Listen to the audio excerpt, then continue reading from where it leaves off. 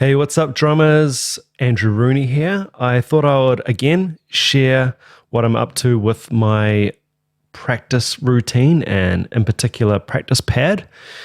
So, apologies for the bizarre angle we got going on today, but it's it's the view we're going to have because I don't have my GoPro tripod here. So this will have to do, and hopefully it might be good actually because you can see what I'm actually going to be writing and what I'm going to be relate that back to what I'm actually talking about. So on my previous video, I sort of broke down where I got to with regards to my pad routine, my daily pad routine, and that is non-negotiable. So I do that every day, and I'm in that habit now. So I've built up to 20, 25 minutes of pad a day, which doesn't sound much, but it's really good when it compounds. But basically, I got bored or felt like I had achieved what I wanted with the previous routine, which I'd stuck with for I think I'd been doing that for about a year, and I hadn't reached any incredible speeds or anything like that. It was all about what I was going for and the goals that were related to why I actually chose those things. But I wanted to change it up and in particular get into some different material. You'll see here I've got Stick Control and Syncopation, the two probably classic highest selling drum books of all time. What I find really useful is making this visual. Sit down, take a few minutes, write down why you're actually doing this. So I'm gonna start with that. Why?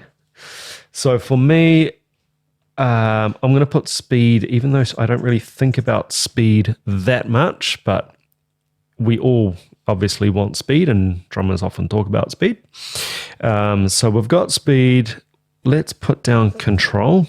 I think that is one of the ultimates, and luckily we've got Stick Control here to help with that. Time, we always want to work on our time, and we always need to improve our time. Reading. Now, that was one that I had possibly ignored slightly on the previous routine because that was based around what was in my mind, and I'd memorized the Benny Greb systems, and yeah, so I really want to get back into some reading this time. Subdivisions, I'm big on that. I think people don't realize how important smooth subdivisions are. Accents, again, same. And I guess rudiments, which I've never really been happy with the amount of rudiment work I've done. So I'm aware of that. Now, all this could be, I guess, lumped into generally we want facility, right? Facility and headroom. And yeah, I would actually just I would leave it at that. Facility and headroom. That's what I want. Your goals might be different. Mine is general. So I generally want to raise up the standard of my hands when I'm talking about pad routine. Another important thing to think about is how much time do you have? Or do I have? Now, realistically, we want to be doing this every day. So there is no point in doing 6 hours today. Even if I have 6 hours free, that's just silly. We want something that's sustainable. I'm going to put 30 minutes. And I think that's pretty good. If I could do 30 minutes every day for a year, my hands will get better. Guaranteed. Now, what am I going to use? What are my resources or text? What text am I going to copy or follow or use to make my hands better? I'm going to get back into Stick Control. It's a classic, and I've ignored it for a while, but we're coming back, baby. Syncopation. I am essentially going to be using syncopation, but instead of syncopation, I'm going to head straight to the Belson reading text in 4/4 stuff. This is not the book, as you can see. It's a copy that I was given all the way back in probably 2006 at university. So I've been using this these pages for at least 13 years, and it is great stuff. I prefer it. It's a little bit more challenging because there's no bass drum line here. It's just snare reading, and obviously that makes things harder because you don't have the reference point of the bass drum to gauge where the hands are landing.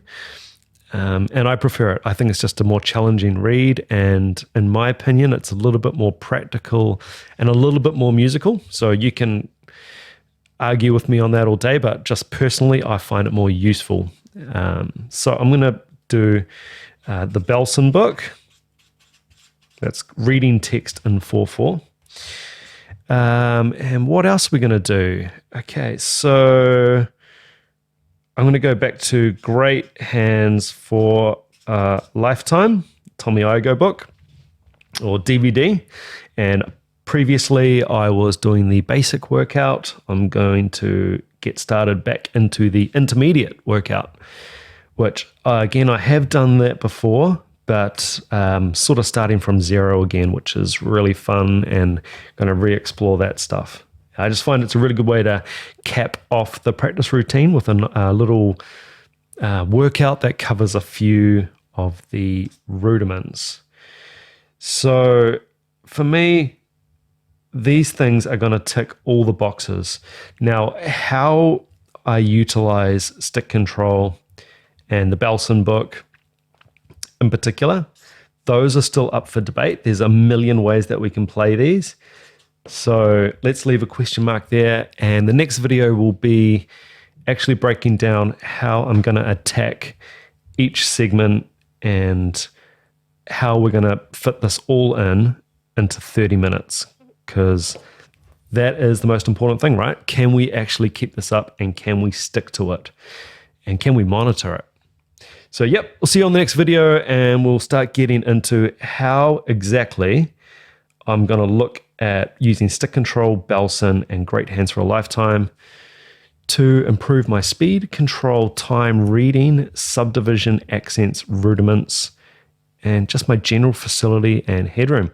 Awesome. Subscribe if you want to come along on the journey, and we can do this together, and I can help guide you through a great technique and a well thought out way using classic books to improve your hands.